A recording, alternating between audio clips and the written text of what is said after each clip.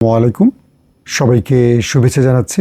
মাসুম মাহবুব দেখছেন open the eyes YouTube channel এবং মাসুম মাহবুব Facebook page. বাংলাদেশের রাজনীতিতে একটার পর একটা নতুন অধ্যায়ের সূচনা হচ্ছে, টেনশনের তৈরি হচ্ছে। শেখ হাসিনা বিদায় নেবার পর বাকি যে পক্ষগুলো রয়েছে বাংলাদেশে, তারা কিন্তু এতদিন একটা পক্ষ ছিল, কিন্তু এই পক্ষগুলো এখন আলাদা হয়ে গেছে। যে ছাত্ররা ২৪-এর একটা অভ্যুত্থান বা বিপ্লবের মধ্য দিয়ে আমাদের স্বাধীন করল, বাংলাদেশের সবচেয়ে বড় দলটি তাদের স্বীকৃতি দিতে বেশ তালবাহানা করছে।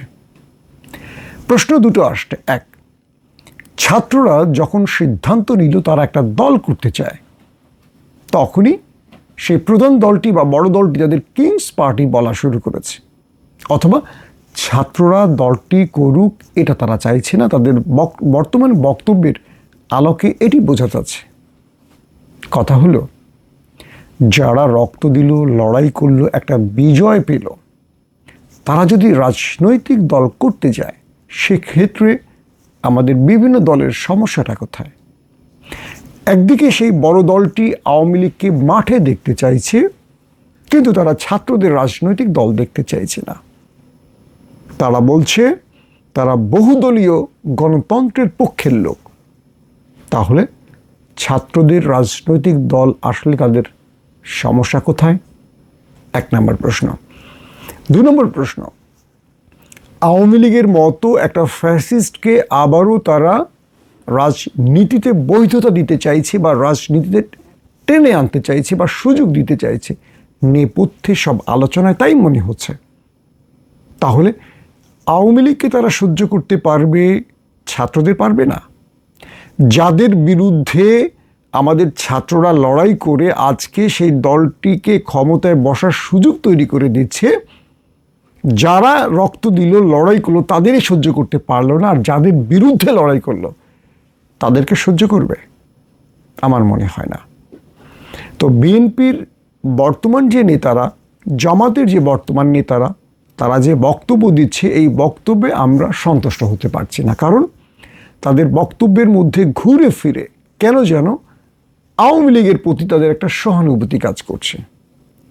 জামায়াত কিছুটা এক্ষেত্রে কৌশলী হলেও বিএনপি নেতাদের সাম্প্রতিক বক্তব্যে তাই মনে হচ্ছে। তিনটা বিষয় থেকে এখন প্রশ্ন করবেন যে কেন আপনার এই বিষয়টি এরকম মনে হলো। তিনটা বিষয় উল্লেখ করি। এক, যে প্রেসিডেন্টকে বিএনপি সহ্য করেনি, সেই প্রেসিডেন্টকে এখন বিএনপি সরাতে চাইছে না, শাহাবুদ্দিন চুপ্পু। অথচ তাকে যখন প্রেসিডেন্ট পদে বসানো হয়, বিএনপি আপত্তি জানিয়েছে, বিরোধিতা করেছিল। আজকে বিএনপির কি হলো যে তাকে যখন ছাত্ররা সরাতে চাইলো বা সরানোর সময় এলো, বা ছাত্ররা চাইলে তাকে সরাতে পারে, শুধু বিএনপি বাধা না দিলে। বিএনপি কেন বাধা দিচ্ছে? দুই, বেগম জিয়া যে সংবিধানকে বলেছেন ছুঁড়ে ফেলে দেবেন, সেই সংবিধান ছাত্ররা বাতিল করে নতুন সংবিধান লিখতে চাইছে। বিএনপি সেখানেও বাধা দিচ্ছে যে না, এই ৭২-এর সংবিধান থাকবে। তাহলে তাদের প্রধান দলের চেয়ারপারসন যে কথাটি বললেন, এটি কি বিএনপি মানতে রাজি না? তিন, আওয়ামী লীগ ছাত্রলীগ নিষিদ্ধের পর আওয়ামী লীগকে নিষিদ্ধের যে দাবি উঠল ছাত্র জনতার পক্ষ থেকে, সেখানেও সবচেয়ে বড় বাধা হলো বিএনপি। এগুলো হলো পুরনো খবর, কিন্তু বিশ্লেষণটা এবার আসছে মূল জায়গায়। ডক্টর মোহাম্মদ ইউনূস সুইজারল্যান্ডে ছাত্রদের নতুন দল আসবে এরকম একটি আভাস দিয়েছেন, এবং সাম্প্রতিক সময় বেশ কিছু গণমাধ্যমে উঠে এসছে যে আমাদের দুই উপদেষ্টা আসিফ মাহমুদ সজীব ভুঁইয়া এবং নাহিদ ইসলাম, তারা শিগগিরই পদত্যাগ করবেন। তো এই ব্যাপারে আমি নাহিদের সাথে মুঠোফোনে কথা বলার চেষ্টা করলাম। যতটুকু বুঝলাম, ছাত্ররা এখনই পদত্যাগের সিদ্ধান্ত নেয়নি, কিন্তু ছাত্রদেরকে পদত্যাগের যে খবরটি গণমাধ্যমে এসছে, এটি একটি ধারণাবশত, অর্থাৎ হয়তোবা হিংস আছে যে তারা পদত্যাগ করবেন, কিন্তু কবে করবেন, শিগগিরই করবেন, এই ব্যাপারে কোনো বক্তব্য নেই। পরবর্তী দেখলাম সাংবাদিকদের নাহিদ ইসলাম ব্রিফ করলেন, বললেন যে তারা এখনই পদত্যাগ করছেন না, তবে তারা যদি রাজনৈতিক দল বানান সেক্ষেত্রে, বা তারা যদি রাজনৈতিক দলের কোনো পার্ট হন, সেই ক্ষেত্রে তারা পদত্যাগ করবেন। এখন দুটো বিষয় আসে। শেখ হাসিনাকে ক্ষমতায় বসিয়ে রেখে বিএনপি পরপর 3বার নির্বাচনে মুখোমুখি হলো। একবার করলো না, একবার নির্বাচন করলো, এরকম করে বিএনপি। শেখ হাসিনার মতো একজন ফ্যাসিস্টকে বিএনপি মানতে পারছে, আর ছাত্র উপদেষ্টা দুজন ব্যক্তি তাদেরকে মানতে পারছে না, অথচ যাদের কারণে আজকে বিএনপি ক্ষমতায় আসার স্বপ্ন দেখছে বা বিএনপি ক্ষমতায় আসছেই ধরে নিলাম। বিএনপির এই হীনমন্যতা বাংলাদেশের মানুষকে কষ্ট দিচ্ছে।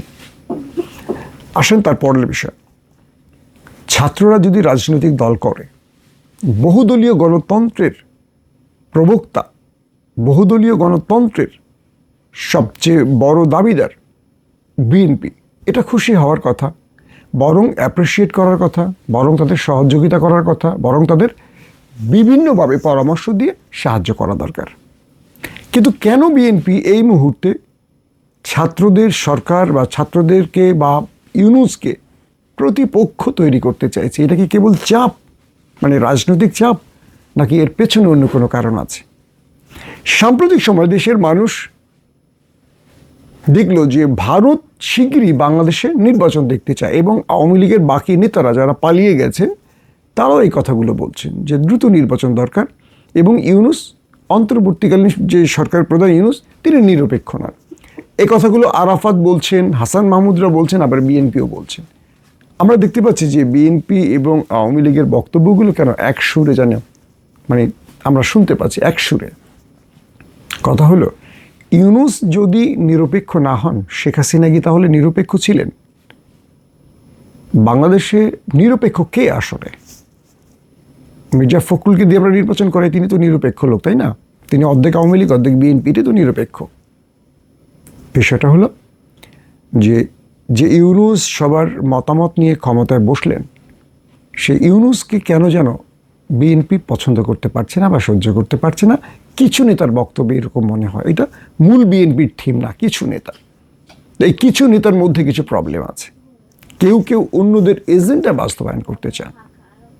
এখন কথা হলো, ছাত্ররা যদি রাজনৈতিক দল বানায়, সেক্ষেত্রে কার লাভ কার ক্ষতি?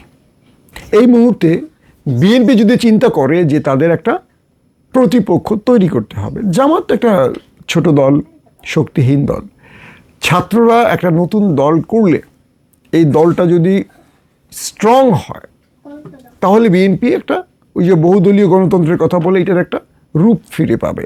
এবং ছাত্ররা যেহেতু যে দলটা করবে, এরা সবাই আমাদের মেন্টালিটির, বা বিএনপি, জামাত বা আমাদের এই ফ্যাসিস্ট মুক্ত একটা গ্রুপের, তো বিএনপি এটা কিন্তু লাভবান হয়। কিন্তু বিএনপি ছাত্রদের ব্যাপারে এতটা আগ্রহী না যতটা আওয়ামী লীগের ব্যাপারে। যখনই বিএনপি নির্বাচনের চাপ দেয়, আমি খেয়াল করলাম দেশের মানুষ কিন্তু বিএনপির এই চাপের সাথে বা দাবির সাথে নামছে না। অতীতে আমরা দেখেছি 15 বছরে বিএনপি সফল কোনো আন্দোলন করতে পারেনি, কারণ জনগণের দাবি অনুযায়ী বিএনপি কিছু করেনি। আবার জনগণকে মাঠে নামিয়েও বিএনপির নেতারা, আজকে যারা অনেক বড় কিছু হয়ে গেছেন, আজকে যারা হাঙ্কি পাঙ্কি কথা বলছেন, আজকে যারা উল্টে ফেলছেন, আজকে যারা আবারও চেতনা বিক্রি করছেন আওয়ামী লীগের মতো, দেখতে পাচ্ছি আওয়ামী লীগ এই 15টা বছর 71-এর চেতনা বিক্রি করতে করতে 71-কে একদম পচিয়ে ফেলেছে, গন্ধ বের করে দিয়েছে। আওয়ামী লীগের সেই রেখে যাওয়া দায়িত্বটা এবার বিএনপি নিয়েছে। ইশরাকের মতো মানুষকে দেখছি এখন 71-কে বিক্রি করতে চান। আসলে বিএনপি জামায়াতের বিরুদ্ধে কোনো শক্ত ন্যারেটিভ পাচ্ছে না। জামায়াত বিএনপিকে টেন্ডারবাজি, চাঁদাবাজি, দুর্নীতির মধ্যে আটকে দিচ্ছে, এবং তারা একটার পর একটা ফেরিস্তি তৈরি করছে। তারা শ্বেতপত্রের মতো তাদের লিস্ট বেরিয়ে আসছে। আগামী নির্বাচনে জামায়াত বিএনপির একদম তালিকা ধরে টান দেবে, কে কোথায় কত টাকা লুটপাট করেছে, প্রমাণ সহ। আমি বলে দিলাম আপনাদের, জামায়াত খুব কৌশলী দল। আর বিএনপি কি করবে? একটা ন্যারেটিভ তৈরি করবে, ওরা 71-এর বিরোধী। ভাইরে, আওয়ামী লীগ এই কথা বলি তো খাইতে পারে না, আওয়ামী লীগের বাজার শেষ। তোমরা এই বাজারে আসতেছো এই ইস্যু নিয়ে। জামাত কি ফেরেস্তা? জামাত ফেরেস্তা না। জামাতের বিরুদ্ধে অনেক ন্যারেটিভ তৈরি করা যায়। কেন তোমরা সেদিকে না গিয়ে মাথা মোটার কাজটা করছো, আওয়ামী লীগের রেখে যাওয়ার দায়িত্ব পালন করছো? এ দেশের মানুষ যদি জামাতকে 71-এর ইস্যুতে খুব বড় অপরাধী ভাবে, তাহলে মানুষ তো নামবে আপনাদের ডাকে। একবার ডেকে দেখেন না, শেখ হাসিনা যে বিচার করলো, 5 জন না 6 জনকে ফাঁসি দিল, এই ফাঁসিটাকে তো জুডিশিয়াল কিলিং বলা হচ্ছে। জনগণ কতটুকু এটাকে মেনে নিয়েছে বা জনগণের কাছে মতামত নেন যে শেখ হাসিনা যাদেরকে হত্যা করেছে এই দেশের জনগণ কি এই রায়টাকে বিশ্বাস করে কি না? এই বিষয়গুলো আমরা একটু খোঁজখবর নেন। তারপরে দেখেন দেশের মানুষ জামাতকে কোন চোখে দেখে, ৭১-এর প্রশ্নে কোন চোখে দেখে। কয়েকটা নেতা জামাতকে ৭১ বিরোধী বা ৭১-এর কি বলবো যে পাকিস্তানপন্থী বা এই যে গেমগুলো দিচ্ছেন, মানুষ এগুলো চায় না। শেখ হাসিনা লাস্ট একটা কথা বলেছিল, রাজাকারের নাতিপুতি, এই একটি কথার জন্য সমগ্র বাংলাদেশ এক হয়ে গেছে। আবার বিএনপি যদি সেখানেই পাড়া দেয় কি করবেন? অনেকেই তো বলতেই শুরু করেছেন যে বৈষম্য বিরোধী ছাত্ররা ম্যাক্সিমাম জামাত শিবির। তার মানে ২৪-এর আন্দোলনটা কি জামাত শিবির করেছে, এটাই আপনারা প্রমাণ করতে চাইছেন? তাই বলছি, কথা আসলে বেশি হয়ে যাচ্ছে। বেশি কথায় মানুষ ভুল বেশি করে। এখন একটা ব্যাপার হলো বিএনপির করণীয়টা কি? আমি মনে করি বিএনপির এই মুহূর্তে উচিত যে দলগুলো মানে ছাত্ররা যে দলগুলো আনতে চাচ্ছে তাদেরকে পরামর্শ দেয়া এবং একটা বিএনপি যে বহুদলীয় গণতন্ত্রের পক্ষের শক্তি এটাকে প্রমাণ করার জন্য ছাত্রদের মধ্যে আরও গঠনমূলক রাজনীতির কিছু প্রেসক্রিপশন তুলে ধরা। দুটো বিষয় খেয়াল করবেন। আগামী নির্বাচন কবে হবে আনসার্টেন। সূত্রগুলো বলছে ডিসেম্বর অর জানুয়ারি, এই বছরের শেষ বা আগামী বছর শুরুতে হতে পারে। বেশ গুরুত্বপূর্ণ জায়গা থেকে তথ্যগুলো পাওয়া যাচ্ছে। কিন্তু এরপরও কিছু তথ্য বলছে যে বিএনপি ইউনূসের উপর যদি অতিরিক্ত চাপ দেয় সেক্ষেত্রে এই নির্বাচনটা আরও অনেক পিছিয়ে যেতে পারে। এখন আমাদের আসলে করণীয়টা কি? আমরা দ্রুত নির্বাচন চাই, তাই তো? তো দ্রুত নির্বাচন চাওয়ার আগে একটা বিষয় আমাদের প্রমাণ করতে হবে যে দ্রুত নির্বাচনের আগে বাংলাদেশ কোন বিষয়গুলোকে নিয়ে কনফার্মলি মানে যে সংস্কার ইস্যুগুলো আছে সেটেল করতে পারবে। আমরা কি চাই আবারও নির্বাচন হোক, দ্রুত আসার পরই 5 বছর পর কোন পদ্ধতিতে নির্বাচন হবে এটা নিয়ে লড়াই করি, রাজপথে হাঙ্গামা করি, দেশের সম্পদ নষ্ট করি, মানুষ মারি? না, আমরা চাই এমন কিছু ব্যবস্থা ইউনুস করে দিয়ে যাবেন যে ব্যবস্থার মধ্য দিয়ে বাংলাদেশ কশ্চিনকালেও আর এই ইস্যুগুলোর আমাদের দেশ সম্পদ নষ্ট না হয়। কীরকম, কোন পদ্ধতিতে নির্বাচন হবে, কে হবে প্রধান বিচারপতি, কে হবে নির্বাচন কমিশন, কোন পদ্ধতিতে হবে, কত কক্ষ বিশিষ্ট হবে, উচ্চ কক্ষ, নিম্ন কক্ষ, এই সমস্ত, একজন ব্যক্তি কতবার দলের প্রধান থাকবেন, একজন ব্যক্তি কতবার প্রধানমন্ত্রী হবেন, এই ইস্যুগুলি সেটেল করা। নতুবা কি হয়, দুটো দল ক্ষমতায় আসবে, দুটো দলের প্রধানই হবেন সব কিছুর মালিক। এতে করে কোনো জবাবদিহিতা থাকে না কারো। আর সব নেতারা, কারাপ্টেড নেতারা এদেরকে খুশি করে সব রকম অন্যায় করতে পারে, জবাবদিহিতা থাকে না কারো। তো নাহিদ ইসলাম আমাকে দুটো জিনিস বলেছেন যে তারা যে কোনোভাবে বিচার করে যাবেন, আর দ্বিতীয় কাজ তারা সংস্কার করে যাবেন। এতে করে যা হয় হবে। তারা দুটো বিষয় কনফার্ম করেছেন। আবারও বলছি, আমাদের তথ্য উপদেষ্টা নাহিদ ইসলাম আমাকে বলেছেন তারা দুটো বিষয় কনফার্ম করে যাবেনই, তাতে যা হয় হবে। এক, বিচার, যারা এই অভ্যুত্থানে বিপ্লবে ছাত্রদের হত্যা করেছে তাদের বিচার করে যাবেন। 2, তারা সংস্কার করে যাবেন। এই সংস্কার বিএনপি আসলে চাইছে কি চাইছে না এটা এখন ক্লিয়ার না। বিএনপি বলছে নির্বাচনের পর সংস্কার, মানে নির্বাচিত সরকারের কাছে সংস্কার। আমার প্রশ্ন হলো 54 বছরে আপনারা কি কি সংস্কার করেছেন সেই ফিরিস্তি আগে জনগণকে দেন, জনগণকে বিশ্বাস করান যে আপনারা ক্ষমতা আসলে আপনারা কোনো সংস্কার করবেন। মরে গেলেও করবে না। আওয়ামী লীগ, বিএনপি, জামাত, মানে কোনো দল সংস্কার করে ক্ষমতায় বসে, কারণ তারা চায় আবারও ক্ষমতা আসার জন্য যত রকম ফাঁক ফোকর তৈরি করতে। এখন আমাদের চিন্তা করতে হবে আগামী রাজনীতিতে বিএনপি, জামাত বা ছাত্ররা এরা যেন মুখোমুখি না হয়ে এই দেশটাকে ফ্যাসিস্ট মুক্ত করতে ঐক্যবদ্ধ হতে পারে। ধরেন আগামীতে বিএনপি ক্ষমতায় আসলো বা আগামীতে অন্য কেউ ক্ষমতায় আসলো, লাভটা কি হলো? যদি আওয়ামী লীগের জায়গায় থাকে, যে ফেব্রুয়ারি মার্চে আওয়ামী লীগ আবার মাঠে নামবে, প্রস্তুতি নিচ্ছে, কথাগুলো আসছে, আপনি কি বুঝতে পারতেছেন এটার নেপথ্যে কারা কাজ করতে পারে? তারা কি কি বাংলাদেশকে নিয়ে ষড়যন্ত্র করতে পারে? তাহলে আমার মনে হয় বিএনপি যে ইস্যুগুলোতে এখন সরকারকে চাপ দিতে চাইছে এগুলো জনগণের সঙ্গে সম্পৃক্ত না। আবার বিএনপি জামাতের মধ্যে কাদা ছোড়াছড়ির লেভেলটা এত বেশি মানে কি বলবো, তিক্ততায় রূপ নিচ্ছে। আমি ভয় পাচ্ছি যে সুযোগটা ফ্যাসিস্ট এবং ওপার খুব খারাপভাবে ব্যবহার করে কিনা। আর ছাত্রদের ক্ষেত্রে আমার একটা পরামর্শ, যারা আমাদেরকে স্বাধীনতার স্বাদ দিয়েছে, যারা রক্ত ঝরিয়েছে, যারা মৃত্যু মানে ফাঁসির দড়ি গলায় নিয়ে এই লড়াইটা করেছে, তাদেরকে অবজ্ঞা করবেন না। আপনি যত বড় নেতা হন না কেন, মনে রাখবেন আপনার চেয়েও আমাদের এই কোমল বয়সী মানে ছোট্ট, আমাদের চেয়ে অনেক অল্প বয়সের ছেলেগুলোর অবদান অনেক বেশি। আপনি আপনার জীবনে 50 বছরে যদি রাজনীতি করে থাকেন, 50 বছর রাজনীতি করে থাকেন, এই 50 বছরে আপনি, আমি ধরে নিব 50 বছরই আপনি একটি দলের দাবিদারি করেছেন, রাষ্ট্রের কিছু করেননি। আর রাষ্ট্রের গুরুত্বপূর্ণ পদে আপনি বসেছেন নিজের পকেট ভারী করতে। আমি সব দলকে বলছি, কিন্তু এই ছাত্ররা এই দেশকে মুক্ত করেছে।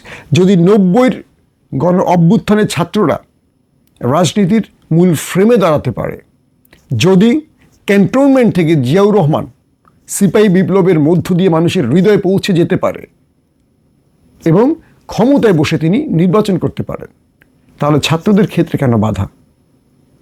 এই দেশে সফল একজন ব্যক্তি ছিল, 54 বছরে একজন ব্যক্তি ছিলেন সবচেয়ে বড় সফল, যিনি মানুষের হৃদয়ে বসবাস করেন, তিনি হলেন শহীদ প্রেসিডেন্ট জিয়াউর রহমান।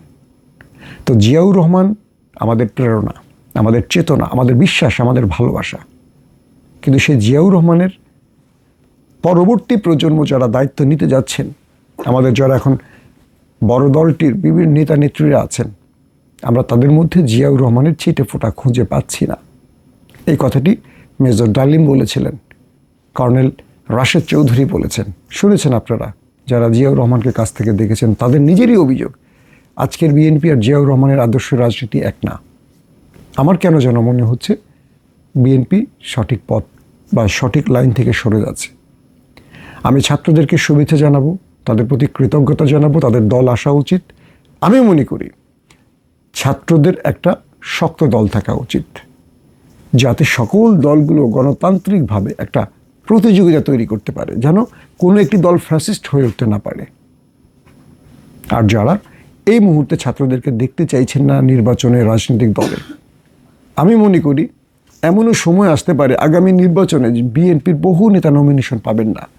অনেক নেতা আছেন ইনএক্টিভ ছিলেন বলে নমিনেশন পাবেন না, অনেক নেতা আছেন সংস্কারপন্থী ছিলেন বলে নমিনেশন পাবেন না, অনেক নেতা আছেন মানে বড় বড় জায়গাগুলোতে খুশি করাতে পারেননি বা আন্দোলন সংগ্রামে নিজেকে লুকিয়ে রেখেছেন, যাই হোক না কেন তারা নমিনেশন পাবেন না। এখান থেকে অনেক বড় বড় নেতারা ছাত্রদের দলেও যোগ দিতে পারে। বিষয়গুলো মনে রাখতে হবে যে ছাত্রদের দলে অনেক বিএনপি নেতারা চলে আসতে পারে, অনেক জামাতের লোকেরা চলে আসতে পারে, যারা মূল দলগুলোতে মূল্যায়ন পাবে না তারাও চলে আসবে। তাই আমার কেন যেন মনে হচ্ছে আগামীতে বাংলাদেশে ছাত্ররা একটা শক্ত মানে কি বলবো রাজনৈতিক দল বা প্ল্যাটফর্ম তৈরি করতে পারে। তবে ছাত্রদের অনেক অনেক ক্ষেত্রে ভুল আছে, সেই ভুলগুলো শুধরাতে হবে। প্রত্যেকে ভালো থাকবেন। আল্লাহ হাফেজ।